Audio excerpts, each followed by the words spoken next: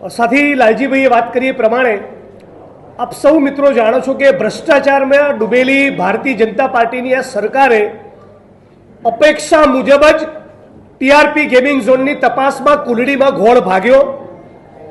ભ્રષ્ટાચારમાં લિપ્ત ભારતીય જનતા પાર્ટીના નેતાઓ, મેયરો, સ્ટેન્ડિંગ કમિટીના ચેરમેન, કોર્પોરેટરો, ધારાસભ્યો, સંસદ સભ્યો કોઈની પણ સામે ગુનાહિત પ્રવૃત્તિ કરવા બદલ, ભ્રષ્ટાચાર કરવા બદલ, ગેરકાયદેસર રીતે આ ટીઆરપી ગેમિંગ ઝોનને ચલાવવા બદલ જે લોકોએ રૂપિયા ખાધા એમાંના કોઈની પણ સામે કાર્યવાહી કરવામાં નહીં આવે એ સતત રાજકોટનું મીડિયા અને રાજકોટની આમ જનતા બોલતા હતા।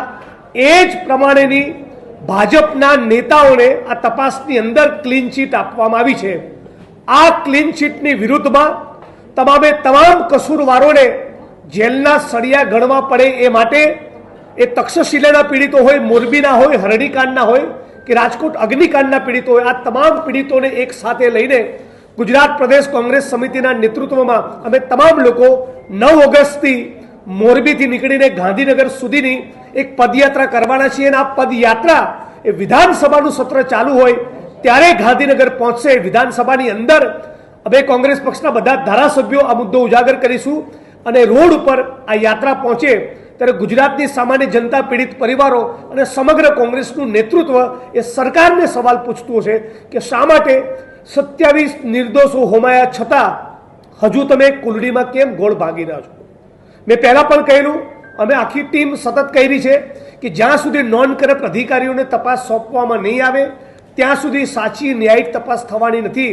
અને એ જ બન્યું જેની રાજકોટમાં, સૌરાષ્ટ્રમાં અને ગુજરાતમાં ચર્ચા હતી કે ભાજપના નેતાઓ અને પદાધિકારીઓને બક્ષી દેવામાં આવશે અને ફક્ત એક સાગઠિયા એકમાત્ર જાણે જવાબદાર હોય એ પ્રમાણેનું ચિત્ર ઊભું કર્યું છે। એટલે ભાજપની આ ભ્રષ્ટાચારી નીતિની વિરુદ્ધમાં એક પણ સમાજને આ સરકાર એક પણ કાંડમાં પણ ન્યાય આપવા માંગતી નથી।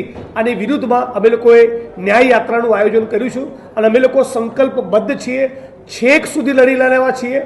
ન્યાય યાત્રા બાદ પણ પીડિત પરિવારોની લડવાની તૈયારી હશે તો એ બાદના કાર્યક્રમ પણ અમે વિચારીશું, પણ આ મુદ્દો અમે છોડવાના નથી।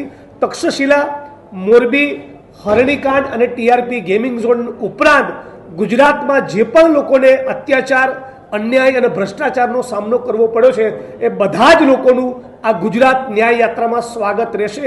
બધા જ લોકો ભારતીય જનતા પાર્ટીના પાપનો ઘડો લઈને અમે જે નીકળવાના છો એની અંદર ચિઠ્ઠી નાખી, લિખિતમાં રજૂઆત કરી, મૌખિક રજૂઆત કરી એ જે અત્યાચાર, અન્યાય અને ભ્રષ્ટાચારનો ભોગ બન્યા છે એની વિગતો પણ અમારા સુધી આપી શકશે એટલી આ પ્રેસ કોન્ફરન્સના માધ્યમથી જાહેરાત કરીએ છીએ। એ પ્રમાણે નોન કરપ્ટ અધિકારીઓ તપાસ ટીમમાં ના હોય તો તપાસ ટીમમાં કુલડીમાં ગોળ જ ભગાય।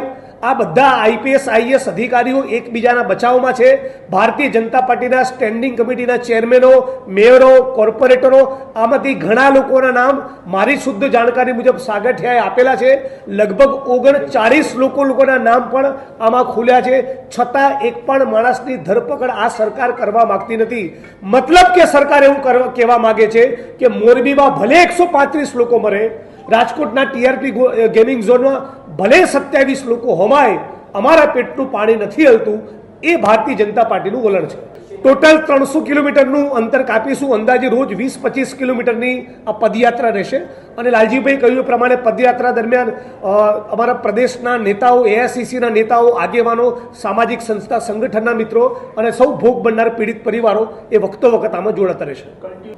जैसा कि गुजरात की भाजपा सरकार से, पुलिस से अपेक्षित था, राजकोट के टीआरपी गेमिंग जोन में, तक्षशिला में, मोरबी में, हरણીकांड में, इन तमाम वारदातों में मिलाकर करीब करीब 250 से ज्यादा लोगों की मौत हुई। लेकिन फिर भी भाजपा के नेता जो इन कांडों में इन्वॉल्व है उनमें से किसी के खिलाफ कार्रवाई नहीं हो रही, न उनके खिलाफ मुकदमा दर्ज हो रहा है, न उनकी गिरफ्तारी हो रही है। और इसीलिए इन सारे अत्याचार के प्रकरणों को एक साथ लेकर गुजरात प्रदेश कांग्रेस समिति के नेतृत्व में 9 अगस्त के दिन से हम लोग एक गुजरात न्याय यात्रा का प्रारंभ कर रहे हैं। जो विधानसभा का सत्र चालू होने वाला है अगस्त में, तब तक ये यात्रा हमारी चालू रहेगी।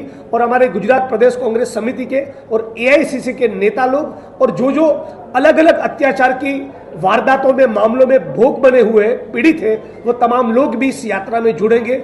गुजरात न्याय यात्रा का केवल एक ही मकसद है कि हर कीमत पर सभी जाति और धर्म के लोग जो गुजरात में अलग अलग अत्याचार, अन्याय, कांड और भ्रष्टाचार के शिकार हुए, उन तमाम लोगों को जस्टिस मिले, तमाम लोगों को न्याय मिले। राहुल गांधी कब? कांग्रेस पार्टी के सभी नेताओं को हम लोग आमंत्रित करने वाले हैं। राहुल जी को, खड़गे साहब को, केसी वेणुगोपाल साहब को, सबको हम लोग लिखने वाले। जब भी जिस नेता की अनुकूलता रहेगी, उनको कन्वीनियंस रहेगा, तो वो पीड़ित परिवारों के साथ रहेंगे। लेकिन राहुल जी ने पहले भी पीड़ितों के साथ जूम कॉल में बात किया था, अहमदाबाद में उनसे पर्सनली मुलाकात भी की है, और आने वाले दिनों में हमारी पार्टी पार्लियामेंट में भी इस सवाल को उठाने वाली है। तो राहुल जी भी उनसे संभव होगा तो इस यात्रा में जुड़ेंगे।